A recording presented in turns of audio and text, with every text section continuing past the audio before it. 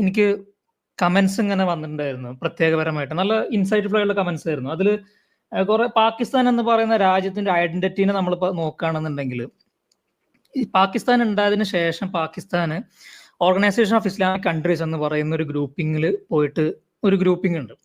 അതിന്റെ leader Saudi അറേബ്യയാണ്. അപ്പൊ അവിടെ പോയിട്ട് പുള്ളിക്കാരൻ പറയാണ്, പാകിസ്ഥാനികൾ പറഞ്ഞ എന്താണെന്ന് വെച്ച് കഴിഞ്ഞാൽ, നമ്മൾ ഈ ട്രൈബലിസം ഒക്കെ വിട്ടിട്ട് നമ്മൾ മുസ്ലിങ്ങളൊക്കെ കൂടി ഒത്തൊരുമിക്കണം, മുസ്ലിങ്ങളൊക്കെ കൂടി ഒരു സ്ട്രോങ് ആയിട്ടുള്ള ഒരു ഐഡന്റിഫൈ ചെയ്തിട്ട് നമ്മൾ മുന്നോട്ട് പോകണം, നമ്മൾ ഒത്തൊരുമിച്ചിട്ട് ലോകം കയ്യേറുന്ന ചിന്താഗതികൾ നമുക്ക് വരണം എന്ന് പറഞ്ഞപ്പോ അത് അറബികൾ എന്താ പറഞ്ഞെന്ന് വെച്ച് കഴിഞ്ഞാൽ, നീ നിന്റെ പണി പോയി നോക്ക് എന്ന് പറഞ്ഞിട്ട് പറഞ്ഞു വിടുകയാണ് ചെയ്തത്. അപ്പോൾ ഈ ഒരു പ്രശ്നം എന്താ വെച്ച് കഴിഞ്ഞാൽ, നമുക്ക് ഈ ഇന്ത്യൻ സബ് കോണ്ടിനെന്റിലുള്ള ആൾക്കാർക്ക് മാത്രമാണ് ഇസ്ലാം എന്ന് പറഞ്ഞുകൊണ്ട്, അല്ലെങ്കിൽ അറബികൾക്ക്, അല്ലെങ്കിൽ ഈ ഇസ്ലാം ഉണ്ടായി വന്നിട്ടുള്ള അറബികൾക്കിടയിൽ അവർക്ക് ആ ഒരു ഇസ്ലാം എന്ന് പറയുന്ന ഐഡന്റിറ്റി അറബ് ഐഡന്റിറ്റിയേക്കാൾ വലുതല്ല. അത് നമ്മൾ മനസ്സിലാക്കേണ്ട ഒരു കാര്യമാണ്. അപ്പോൾ നമ്മൾ അവിടെ ചെന്നിട്ട് നമ്മൾ എല്ലാ ഇസ്ലാമികളൊക്കെ എല്ലാം ഒന്നാണെന്ന് പറഞ്ഞ്, ഇതേ ചിന്താഗതി തന്നെയാണ് ഇന്തോനേഷ്യയിലും ഉള്ളത് കേട്ടോ. ലോകത്തെ ഏറ്റവും കൂടുതൽ മുസ്ലിങ്ങളുടെ രാജ്യമാണ് ഇന്തോനേഷ്യ. അവിടെയും ഇത് തന്നെയാണ് പ്രശ്നം. അപ്പോൾ ഈ ഇന്തോനേഷ്യ ആണെങ്കിലും ഈ മുസ്ലിം സ്ഥലങ്ങളിലൊക്കെ ഈ അറബികളല്ലാത്ത ബാക്കിയുള്ള മുസ്ലിം ആയിട്ടുള്ള ആൾക്കാരൊക്കെ പ്രശ്നം എന്താ വെച്ച് കഴിഞ്ഞാൽ, ഇവരുടെ വിചാരം എന്ന് വെച്ച് കഴിഞ്ഞാൽ മുസ്ലിങ്ങളൊക്കെ ഒത്തൊരുമിക്കണം, നമുക്ക് ആ ഒരു ഐഡന്റിറ്റി മാത്രമേ ഉള്ളൂ, നമുക്കൊരു ഇന്ത്യൻ ഐഡന്റിറ്റി, വേറെ ഐഡന്റിറ്റി നമുക്കില്ല, ലാംഗ്വേജ് ഐഡന്റിറ്റി ഒന്നും നമുക്കില്ല, നമുക്ക് ഇസ്ലാമാണ് വലുതെന്ന് പറയുമ്പോൾ, ഇതേ മുസ്ലിങ്ങള് അറബികളുടെ അടുത്ത് പോയി പറയുമ്പോൾ അറബികൾ പറയാ, ഇപ്പൊ പാകിസ്ഥാന്റെ കേസ് തന്നെയാണ്. പാകിസ്ഥാൻ അവിടെ പോയപ്പോൾ അവർ പറഞ്ഞത്, ഞങ്ങൾക്ക് അറബികൾ എന്നുള്ള ഐഡന്റിറ്റിയാണ് വലുത് എന്ന് തന്നെയാണ് സദ്ദാം ഹുസൈനെ പോലുള്ളവരും ബാക്കിയുള്ളവരും പറഞ്ഞിട്ടുള്ളത്. അപ്പൊ നിങ്ങളിപ്പോ അറബികളെ എടുത്ത് നോക്കൂ, അവിടെ അറബികൾക്കൊക്കെ ഒരേ ഭാഷയാണ്, പക്ഷെ വേറെ വേറെ രാജ്യങ്ങളാണ്.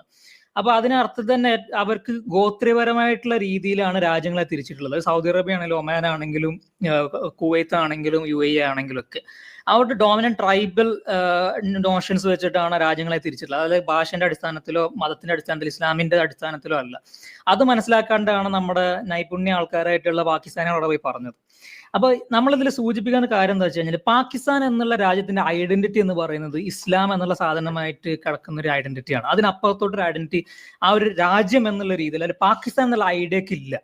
അപ്പൊ അതുകൊണ്ട് തന്നെ പിന്നെ അവരെ ഫ്യൂൽ ചെയ്ത് നിർത്തുന്ന രണ്ടാമത്തെ കാര്യം എന്ന് പറയുന്നത് ഇന്ത്യനോടുള്ള ഒരു ദേഷ്യമാണ്. കാരണം ഇന്ത്യന്റെ ഭാഗമായിരുന്നു പാകിസ്ഥാൻ.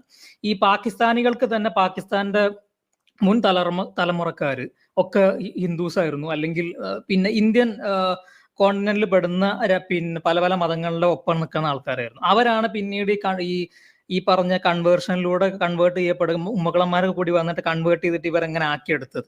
അപ്പൊ അവരുടെ ആ ഒരു ആൻസിസ്ട്രീനെ അവർ വെറുക്കുന്നുണ്ട്, ഒരു ഓയിക്കോഫോബിയ അവർക്കുണ്ട്.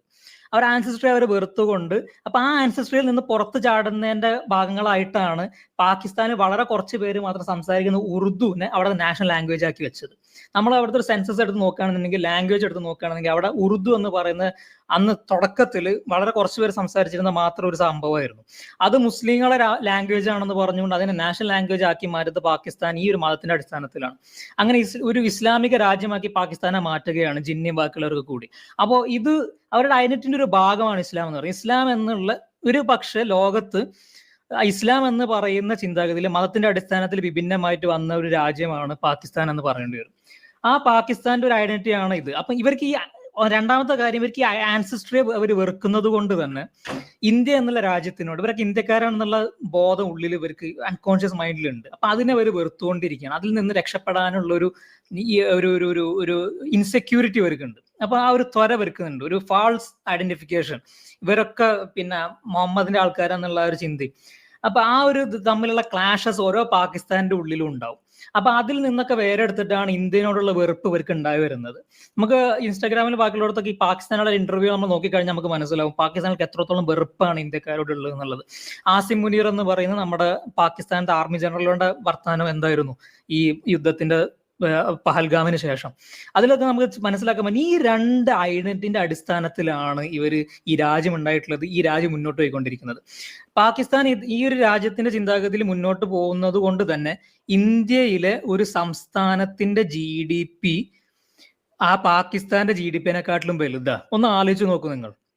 അപ്പൊ അത്രയധികം അധപതനത്തിലോട്ട് പോയിട്ടുണ്ട് പാകിസ്ഥാൻ എന്ന് പറയുന്നത്. അതായത് ഇന്ത്യയിൽ ഏറ്റവും വലിയ GDP ഉള്ള സംസ്ഥാനം എന്ന് പറയുന്നത് മഹാരാഷ്ട്രയാണ്. രണ്ടാമത് ഏറ്റവും കൂടുതൽ GDP ഉള്ളത് തമിഴ്നാടിനാണ്. തമിഴ്നാടിന്റെ GDP സ്വാതന്ത്ര്യം തൊട്ട് ഇന്ന് വരെ നമ്മൾ നോക്കിക്കഴിഞ്ഞാൽ പിന്നെ ഇപ്പൊ തമിഴ്നാടിന്റെ GDP ഇപ്പൊ 2025 പാകിസ്ഥാനെ മുൻകടന്നു. ഒന്ന് ആലോചിച്ച് നോക്കൂ, ഒരു വലിയ രാജ്യത്തിന്റെ GDP ഇന്ത്യയിൽ ഒരു സംസ്ഥാനം മുന്നോട്ട് പോയി.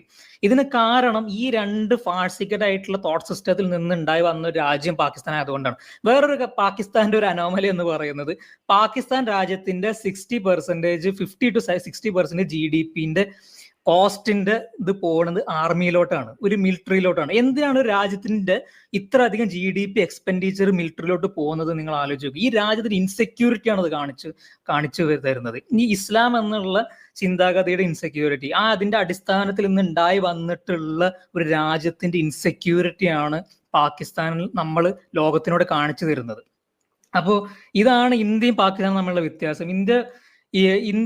ഇന്ത്യക്ക് ഇങ്ങനെയാണ് ലോകത്തിനോട് ഇത് പറയാൻ പറ്റുന്നത്. പക്ഷെ പിന്നെ ഈ എരവാദക്കരച്ചിൽ മുഴക്കുന്നത് കൊണ്ട് തന്നെ വോക്സ്റ്റേഴ്സിന്റെ ഒരു ലോകം, ലെഫ്റ്റ് ജീവിക്കുന്ന ഒരു മീഡിയ ആയതുകൊണ്ട് തന്നെ ആ രീതിയിലുള്ള പ്രൊപ്പഗണ്ട വാർ അവിടെ നടന്നുകൊണ്ടിരിക്കുകയാണ്. പക്ഷെ ഇതാണ് സത്യം. അപ്പൊ ഇന്ത്യ എന്നുള്ള രാജ്യത്തിന്റെ വികസനം തന്നെ കാണിച്ചുകൊണ്ട് ഇന്ത്യ ജപ്പാനെ മുൻകടന്നു, ഫോർത്ത് ലാർജസ്റ്റ് എക്കണോമിയായി മാറി. അപ്പോൾ അപ്പോഴും പാകിസ്ഥാൻ എവിടെയാണ് നിൽക്കുന്നത്, ഇന്ത്യ എവിടെയാണ് നിൽക്കണം എന്നുള്ളതാണ്. അപ്പോൾ ഇതിൽ വേറെ കാര്യം എന്താ വെച്ച് കഴിഞ്ഞാൽ, ബ്രിട്ടീഷുകാർ ഇവിടെ, മുഗളന്മാരും ബ്രിട്ടീഷുകാരൊക്കെ കൂടി ഇവിടെ വന്നിട്ട് കുറെ ലൂട്ട് ചെയ്ത് പോയൊരു സംഭവമാണ്. എന്നിട്ട് അതൊക്കെ കടന്നിട്ടാണ് ഇന്ത്യ ഇവിടെ വരെ എത്തിയിട്ടുള്ളത്. അപ്പം I feel sort of respect towards the fact that I am an Indian എന്നുള്ളതാണ്. ഇതൊക്കെ വെച്ചിട്ടാണ് നമ്മൾ ഇന്ത്യൻ എന്ന് പറയേണ്ടത്. അല്ലാതെ എന്താ പറയാ, നമ്മൾ അവിടെ ഇട്ട് ബോംബിട്ടു കുറെ പേരെ കൊന്നു എന്ന് പറഞ്ഞിട്ടല്ല ഇന്ത്യൻ എന്ന് പറയേണ്ടത്.